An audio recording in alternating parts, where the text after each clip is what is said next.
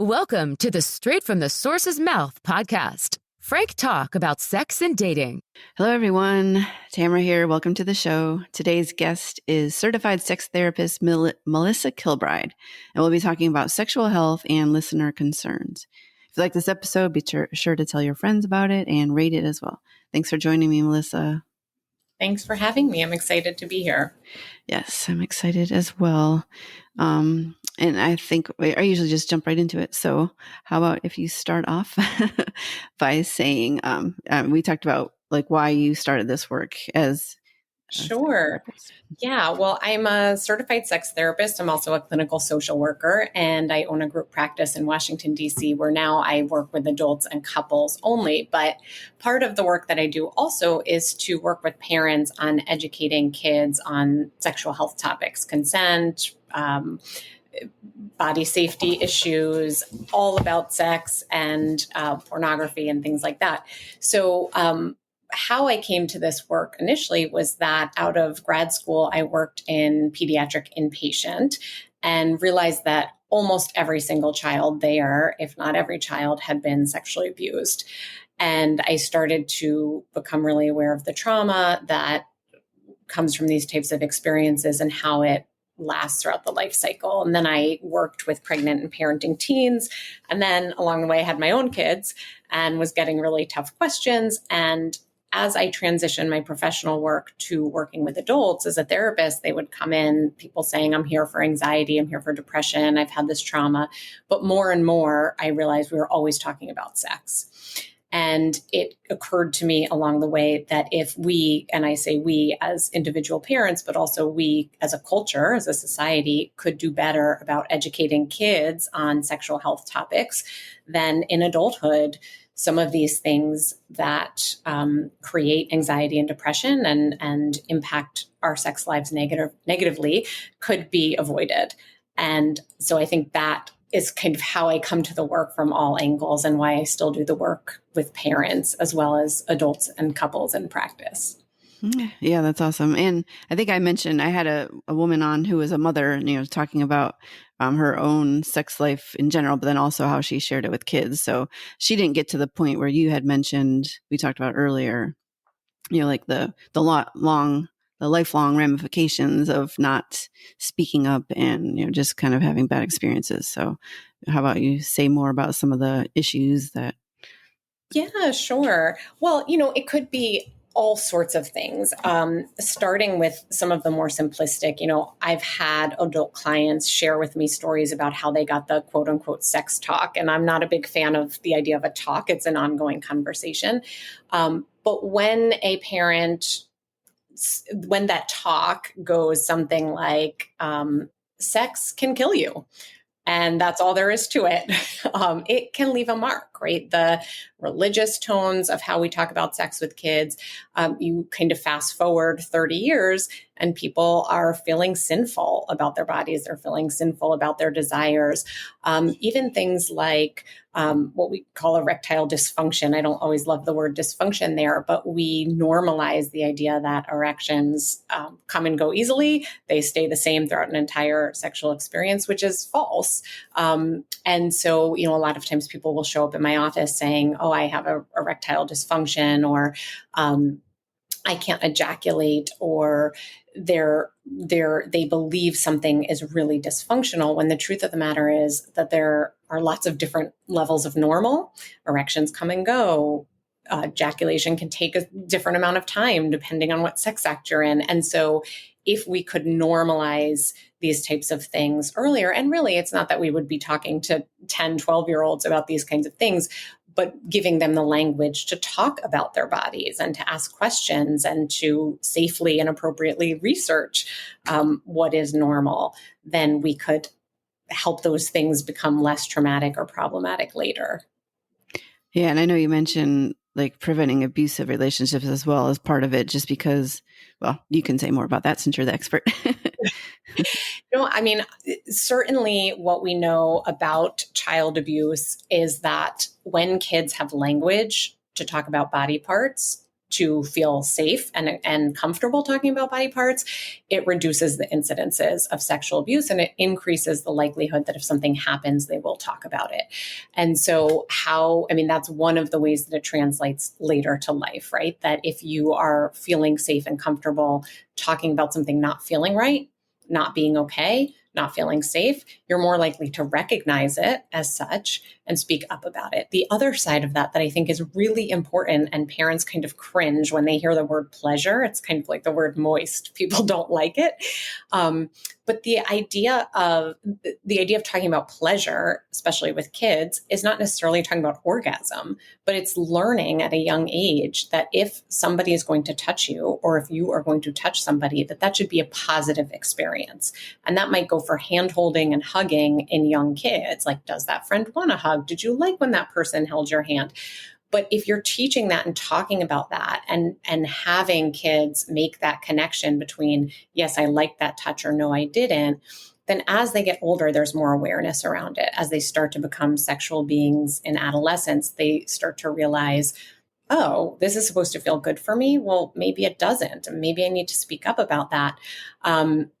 These are things, I grew up in a time where it was like, go along to get along. Nobody was talking about pleasure for girls at all. I don't even think I had a sense that was a part of what sex was.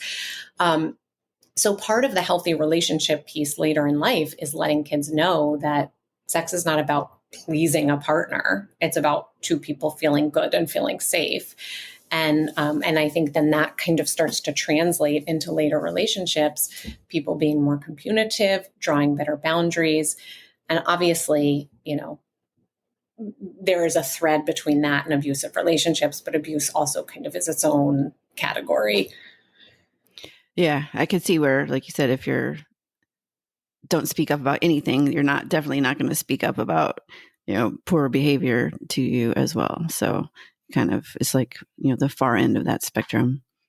Yeah. And sometimes, parents have said to me like, oh, I would never talk to my 8-year-old about these kinds of topics. There's no way I'll talk to them when they're 15. And I often think, if you can't say the words penis, vagina, vulva to a 5-year-old, an 8-year-old, a 10-year-old, no way are you going to sit down with a 16-year-old and start to talk about what is a healthy sexual relationship. And furthermore, that teenager is not going to listen to you.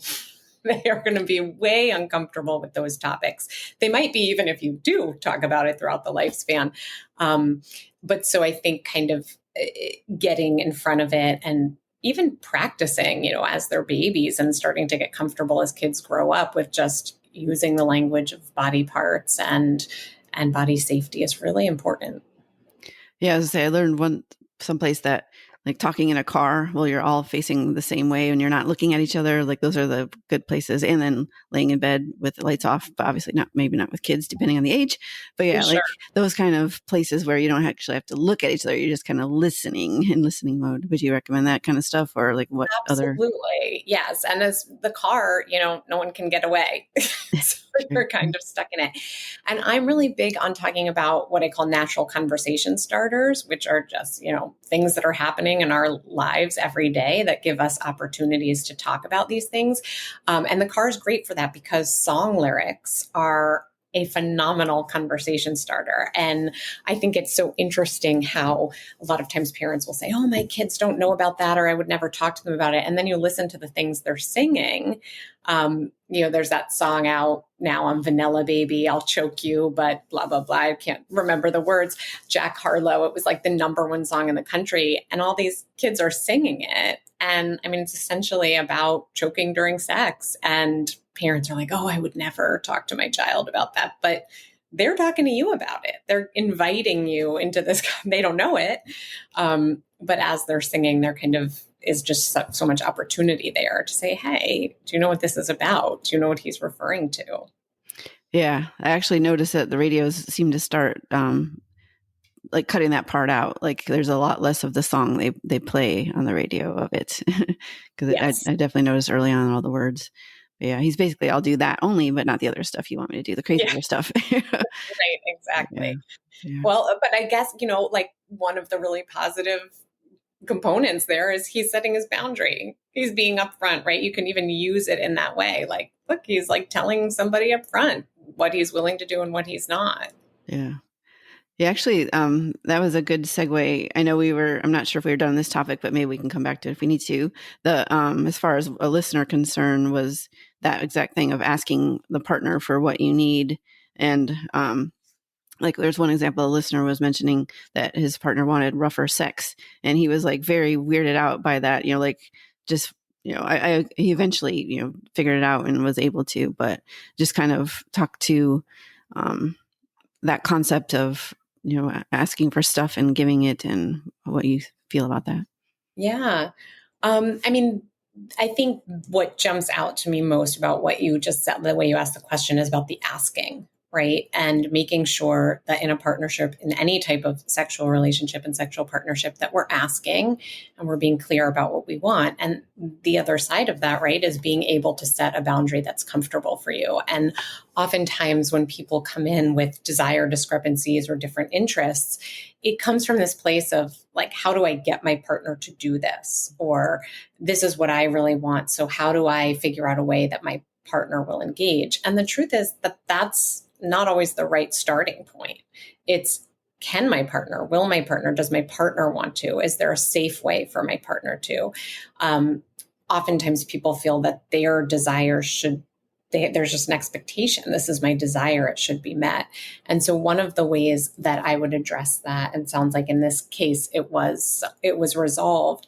But the resolution isn't always that the person learns to be comfortable with the sex act. It's often that the partner learns, okay, this isn't something that is going to work in this way. And I get to live in my head in a fantasy world about that playing out with my partner or other people, right? Like what we get to do in our brain, nobody needs to know about.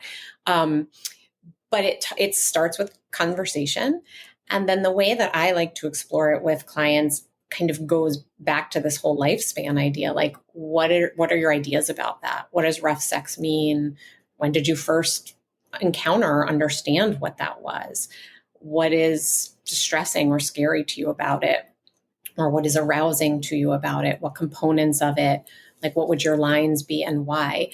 Oftentimes, when we start exploring it, we realize that people have assigned some meaning that may or may not be at all accurate or what their partner is interested in. And if you can get to that, sometimes that's a way for people to either understand why their partner is setting such a firm boundary, or for somebody to say, well, maybe I would consider a version of that, or maybe we can ease into that more safely. But, I'm making this up, but in a partnership where maybe somebody had in an abusive situation or some type of assault and their partner is interested in rough sex, that just might not be an option because of that person's trauma history. There are other situations where, maybe somebody was physically punished, as a kid. They were like spanked, and that is an association that they have with being bad in a way that is not arousing, right? Or actually is contraindicated to arousal for that person. And so the partner might be able to understand that and say, okay, I get it. It's not about not pleasing me. It's not about not wanting what I want. It's that it doesn't work for this person. Yeah, no, that's a great answer. That's probably why you're a therapist. It's a training. Yeah. And then one other along those same veins, like, introducing toys. The same listener mentioned that, now there's toys like in CVS, not just, you don't have to only go to sex toy shops, like there's more. Yes. And it seems more normalized. What are your thoughts on introducing, and again, if someone is like weirded out by it because they feel like they're inadequate by saying you need it instead of them or something? Yeah. I mean, first of all, what I will say too about them being in CVS and everything now is talk about a natural conversation starter. You could be, picking up some allergy medicine with your 8-year-old and it's like, what's this thing? It says vibrating pleasure. So it's right in your face all the time. But the question is a good one. And I think, so a couple of pieces here. With sex therapy, one of the things that I think is almost like always my starting point is what I'd call psychoeducation. just helping people, and this goes back to what we were saying before, helping people understand, really on some level, it can be as simple as anatomy, also desire and arousal, and how those cycles really work, right? Because using a vibrator can be an anatomical need. Sometimes two bodies don't come together in a way that's going to lead to pleasure and orgasm. So there's a tool. Sometimes using a vibrator is to change things up. People can feel bored with monotony. It's not about not desiring your partner or them not being capable. It's about something different.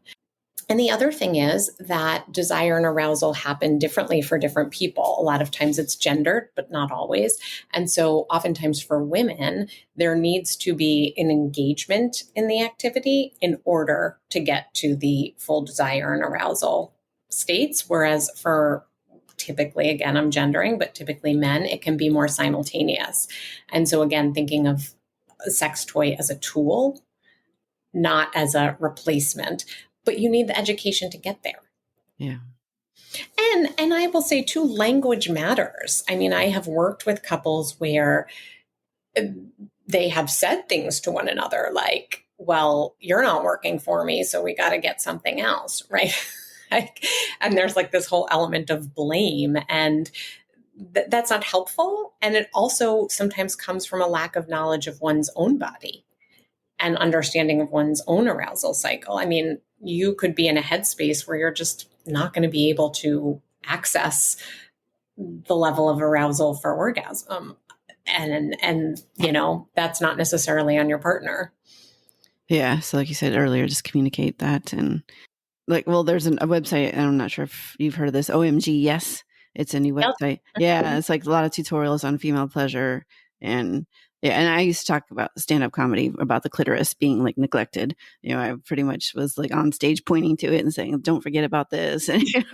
And that is what vibrators do for women, because the clitoris is external, and, obviously there's G-spot in other areas, but, like you said, go ahead. Yeah, no, I mean, and the other thing is vibrators can be used as a physical therapy tool and as a resource for women for all sorts of pelvic health issues, whether that be orgasm related or incontinence. There's muscle tightening and pain disorders, things like vulvodynia and vaginismus, where the muscles can be so tight that it's problematic during sex. So I'm glad you reminded me to go here, because I think the other part of this in that psychoeducation piece is understanding that this may be a necessary tool to help your partner get to a place where your sex life can be more fun, more active, less painful. And they're prescribed sometimes. So it's, there are a lot of reasons why people would bring in different types of toys. Same with cock rings that can help maintain erections and things like that. So we call them sex toys, but they are often sex tools. Yeah. I like that. Yeah. I had someone on who invented, from Mystery Vibe, he invented, like you're saying, like a larger, thicker cock ring to hold, to keep, is for people with ED. So kind of like, and then there was also a vibrating part to it too. So it was like pleasure for both. Yeah. Yeah. And it's interesting because we use tools and accommodations in so many different ways, right? And it's something that in the bedroom is like seen as either often insulting or like so out there and crazy and wild, when really, like, for many people, it really is a tool. Yeah. I had one more question about, and we talked about it for a second. This guy wrote to say that he had like an outie belly button, like a very, obvious one. And he was very self-conscious about it, like just hated that about himself. But his girlfriend like loved it. Like she was always paying attention to it, like playing with it during sex, like touching it, like kissing it, like all the things.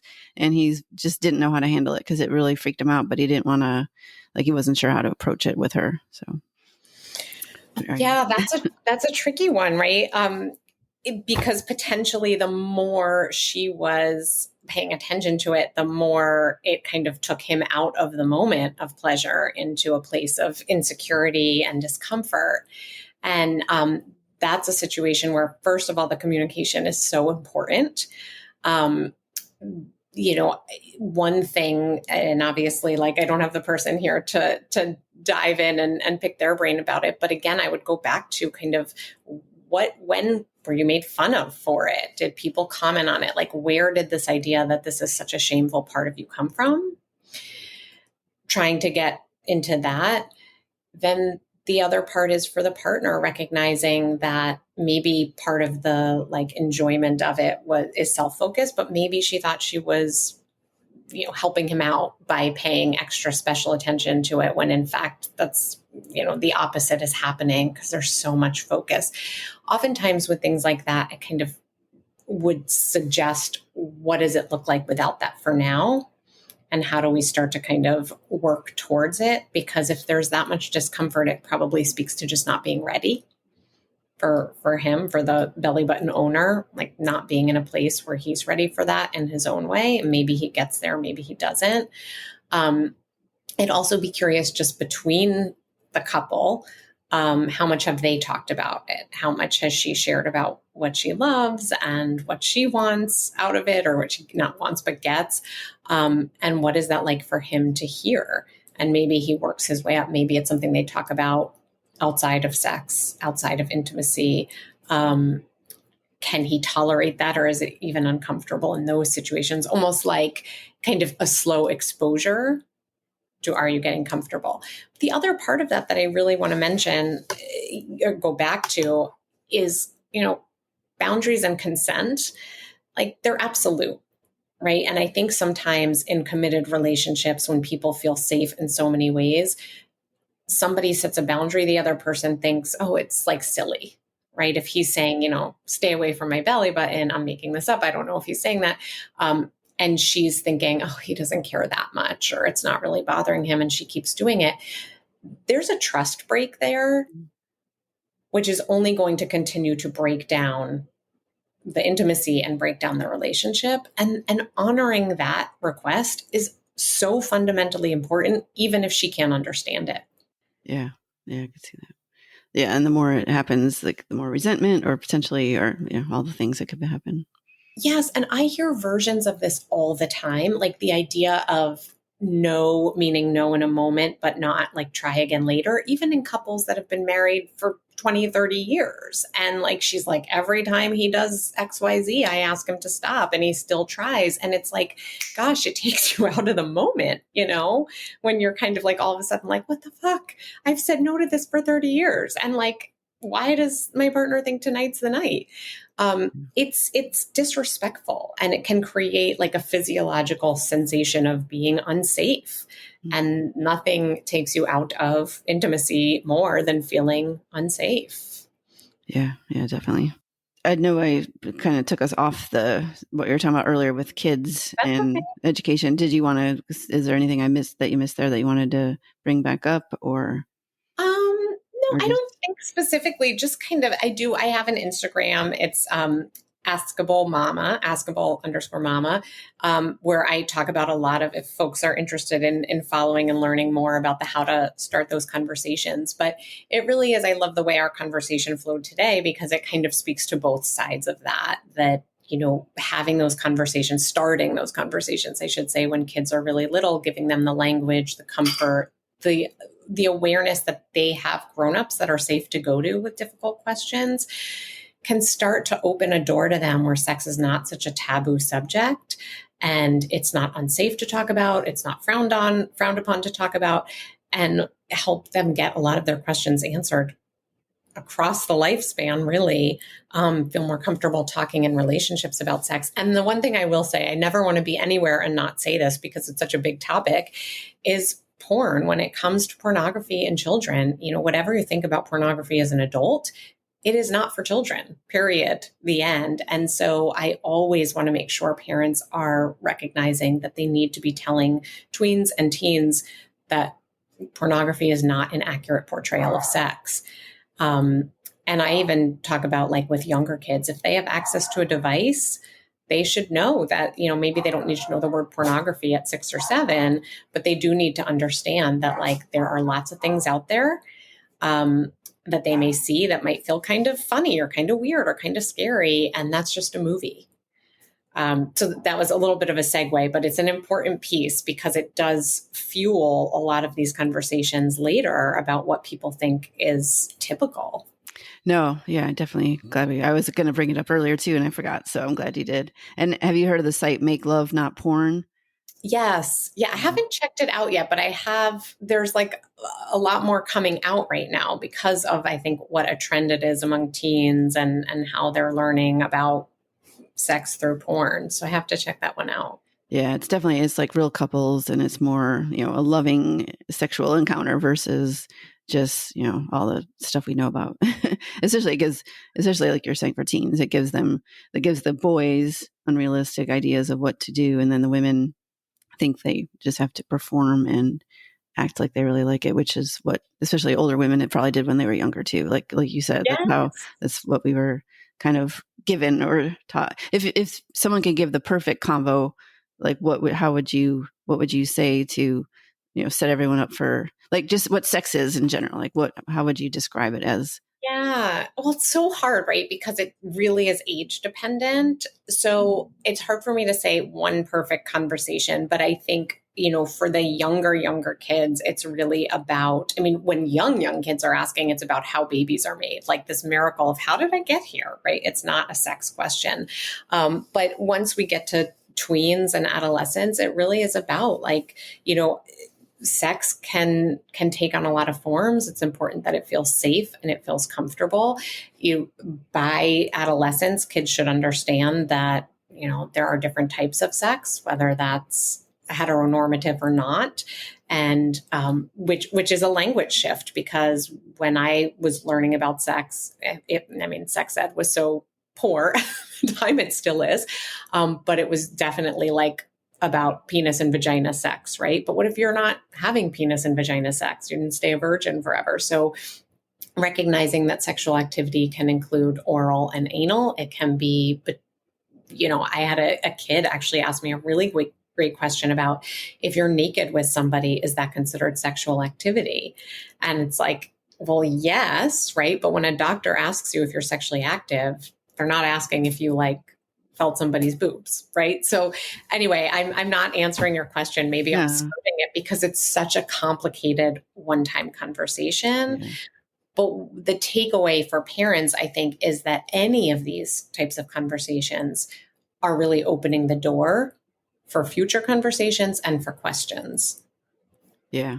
I guess I was thinking more along the lines of, like, when they say sex is bad, sex is sinful, like what in place of that, what could you say about it?